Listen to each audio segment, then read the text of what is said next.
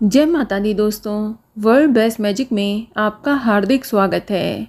कैसे हैं आप सब, ये बताने के लिए कमेंट बॉक्स में जय माता दी ज़रूर लिखें। दोस्तों, साल 2023 का पहला चंद्र ग्रहण 5 मई को लगने जा रहा है। धार्मिक दृष्टि से चंद्र ग्रहण को अशुभ माना जाता है और इस दौरान कई कार्यों को करना वर्जित माना जाता है। इसीलिए जब भी ग्रहण लगता है तो गर्भवती महिलाएं चिंता में पड़ जाती हैं, क्योंकि इससे जुड़े उनके मन में कई सारे सवाल चलते रहते हैं। तो आज मैं आपको सारे सवालों के जवाब दूंगी कि ये जो 5 मई का चंद्र ग्रहण है उसका भारत में सही समय क्या रहेगा, इसका सूतक लगेगा या नहीं लगेगा, क्या ये चंद्र ग्रहण भारत में दिखाई देगा या नहीं, और भारत के अलावा और किन किन देशों में ये चंद्र ग्रहण देखा जा सकेगा। साथ ही गर्भवती महिलाओं को इस चंद्र ग्रहण में क्या करना चाहिए, क्या नहीं करना चाहिए, इसकी भी जानकारी दूंगी, क्योंकि भारत में रहने वाली गर्भवती महिलाएं दुविधा में हैं कि उन्हें इस चंद्र ग्रहण में नियमों का पालन करना चाहिए या नहीं। क्या वे चंद्र ग्रहण के समय घर के काम कर सकती हैं या नहीं, वह ग्रहण के समय बैठ सो सकती हैं या नहीं, खाना पीना खा सकती हैं या नहीं, इस समय वे टॉयलेट जा सकती हैं या नहीं, टीवी या मोबाइल देख सकती हैं या नहीं। गर्भवती महिलाओं के ऐसे बहुत से सवाल हैं जिनके जवाब मैं आपको इस वीडियो में देने जा रही हूँ, इसलिए लास्ट तक इस वीडियो को ज़रूर देखें। लेकिन वीडियो स्टार्ट करने से पहले आपसे रिक्वेस्ट है कि अगर अभी तक आपने हमारे YouTube channel world best magic को सब्सक्राइब नहीं किया है तो जल्दी से सब्सक्राइब करके बेल आइकन दबा दें। साथ ही इस वीडियो को लाइक करें और ज़्यादा से ज़्यादा शेयर करें। तो आइए शुरू करते हैं। दोस्तों, 5 मई 2023 को साल का पहला चंद्र ग्रहण लगने जा रहा है और इस दिन बुद्ध पूर्णिमा का पर्व भी मनाया जाएगा। दोस्तों, 5 मई को लगने वाला चंद्र ग्रहण उपछाया चंद्र ग्रहण है। उपछाया चंद्र ग्रहण तब लगता है जब चंद्रमा पृथ्वी की वास्तविक छाया में प्रवेश किए बिना उसकी बाहरी छाया से ही निकल जाता है। इस स्थिति में चंद्रमा पर सिर्फ एक धुंधली सी परत नजर आती है, लेकिन इस समय चंद्रमा के आकार में कोई भी अंतर नहीं आता है। इस समय चंद्रमा थोड़ा सा धुंधला या मटमैला नजर आता है। इस तरह के ग्रहण खुली आंखों से देखे भी नहीं जा सकते हैं।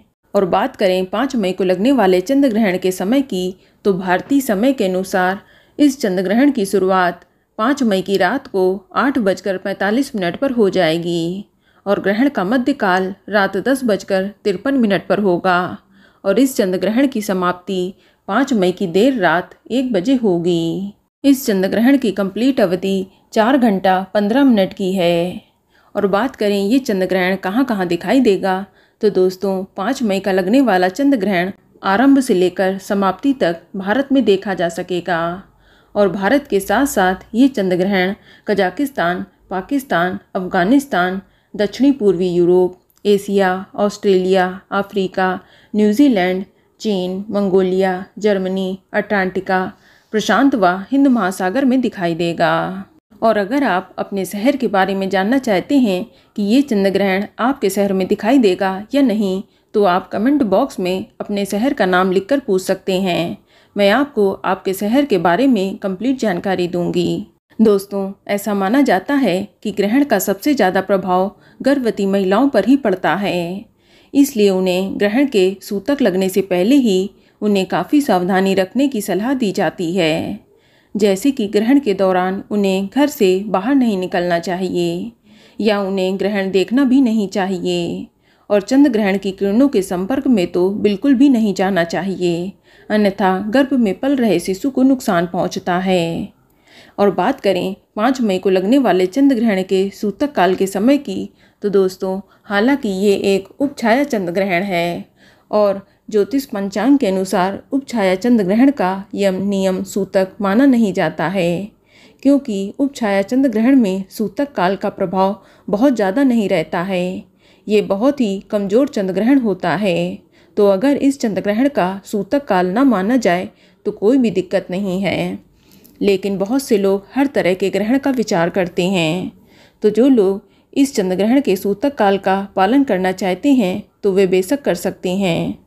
तो उनके लिए बता दूं कि चंद्र ग्रहण के सूतक काल की शुरुआत 5 मई की सुबह 11:45 पर हो जाएगी और सूतक काल की समाप्ति ग्रहण के साथ ही देर रात 1 बजे होगी। तो जो भारत में रहने वाली गर्भवती महिलाएं हैं, अगर वे सेफ्टी पॉइंट ऑफ व्यू से सूतक के नियमों का पालन करना चाहती हैं तो वह बेशक कर सकती हैं। अब बात करें कि भारत में रहने वाली गर्भवती महिलाओं को नियमों का पालन करना है या नहीं करना है, इसके बारे में जानते हैं। तो आपको बता दें कि हालांकि ये उपछाया चंद्र ग्रहण है, इसमें नियमों का पालन करना आवश्यक नहीं होता है, लेकिन फिर भी घर के बड़े बुजुर्ग हर तरह के ग्रहण के समय नियमों का पालन रखने की या ग्रहण के समय सावधानी रखने की सलाह देते हैं। तो अगर आप सेफ्टी पॉइंट ऑफ व्यू से ग्रहण के नियमों का पालन करना चाहती हैं तो बेशक कर सकती हैं। वैसे भी थोड़ी सी सावधानी से अगर आपका बच्चा एकदम सुरक्षित रहता है तो इसमें हर्ज ही क्या है। वैसे आप चंद्र ग्रहण के समय बस कुछ बातों का ध्यान रखें, जैसे कि आप चंद्र ग्रहण के समय घर से बाहर बिल्कुल भी ना निकलें। आप चंद्रमा की रोशनी अपने गर्भ में पड़ने ना दें। इसके लिए आप अपने कमरे में ही रहें या कमरे के खिड़की दरवाजे बंद कर लें या उनमें पर्दे डाल लें ताकि ग्रहण की निगेटिव किरणें आप तक ना पहुंच सकें। चलिए अब आपके सवालों के जवाब देते हैं। दोस्तों, अक्सर गर्भवती पूछती हैं कि क्या वे ग्रहण के समय घर के काम कर सकती हैं या नहीं। तो मैं आपको बताना चाहूँगी कि शास्त्रों के अनुसार ग्रहण के समय घर के कार्य करने की मनाही होती है, क्योंकि ग्रहण के समय खाना बनाना, घर की साफ सफाई करना, सब्जी या फल आदि काटना, ये सभी काम वर्जित होते हैं। तो आप चाहे तो 5 मई को लगने वाला चंद्र ग्रहण वैसे भी रात में लगेगा। ये रात को 8:45 पर लगेगा। तो आप ऐसे में अपने घर के सारे काम रात 8:45 से पहले ही निपटा लें। अब दूसरा सवाल कि क्या वे चंद्र ग्रहण के समय बैठ या सो सकती हैं, लेट सकती हैं या नहीं। तो मैं आपको बताना चाहूँगी कि शास्त्रों के अनुसार ग्रहण के समय सोना वर्जित होता है, लेकिन आप लेट बैठ सकती हैं, क्योंकि ग्रहण का समय काफ़ी लंबा होता है और इतने समय तक बिना लेटे या बैठे गर्भवती महिलाएं रह नहीं सकती हैं, अन्यथा उनकी तबीयत बिगड़ सकती है या उन्हें कोई प्रॉब्लम फेस करनी पड़ सकती है।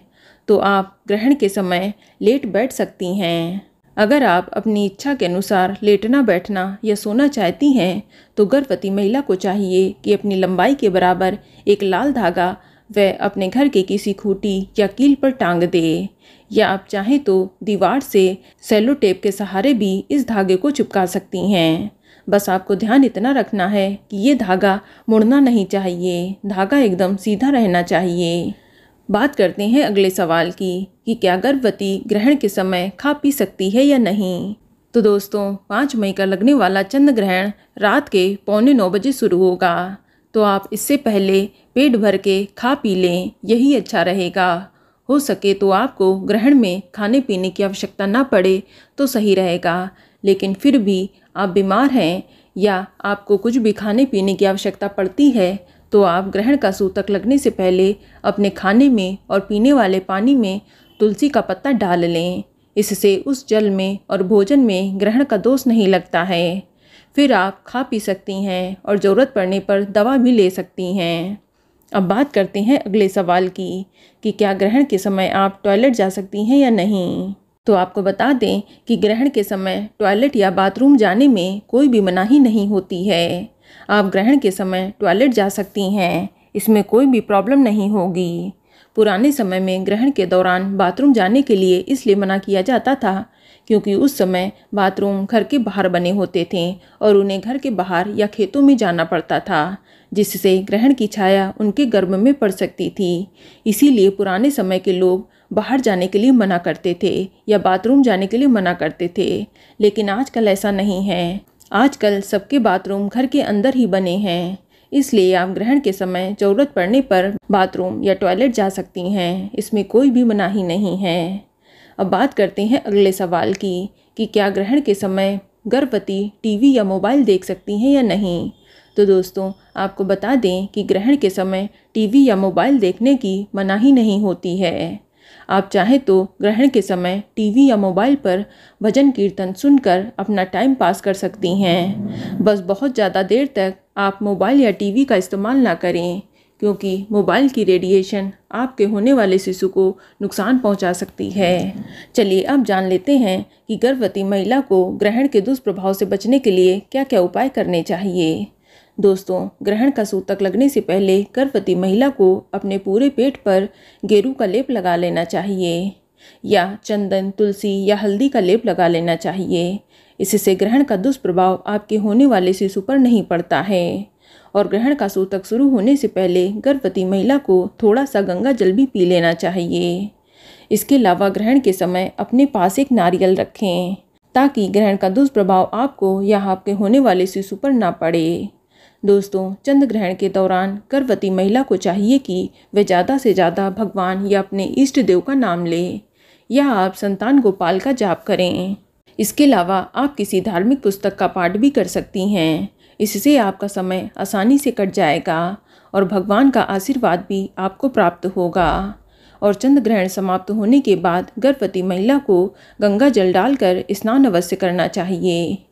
यदि आप किसी कारणवश स्नान ना कर सकें, आप बीमार हैं, तो आप अपने ऊपर थोड़ा सा गंगा जल छिड़क कर अपने कपड़े अवश्य बदल लें। ध्यान रहे कि ये ग्रहण रात 1 बजे खत्म होगा, तो आपको रात में स्नान करने की आवश्यकता नहीं है।